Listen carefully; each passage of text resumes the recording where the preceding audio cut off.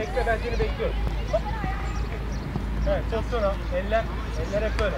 Değiyorum ve eller böyle. Kimi toplar?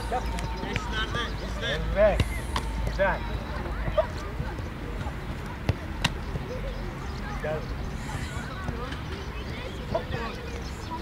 Nasıl kontrol Güzel, ediyor? iyi oldu. Daha da iyi oldu. Çalışacağız bunları. Pozisyona. Bayağı rahat. Rahat olsun. Evet. Hop. Dönüyorum. Pas atıyorum. Güzel. Kontrol Ayaklar. ediyor. Buradaki nasıl kontrol edecek? Ayak içi değil. O da artık Evet. böyle yapıyor. Tabanıyla. Et bakalım. Hayır oldu. Neden Şimdi olmuyor? o bana atıyor.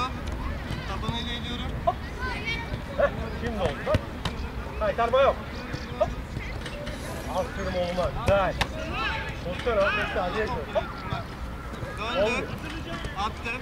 Kontrol etti. Hop. Şimdi sağla kontrol Evet. etti. Şimdi yapacağız bu tekrar.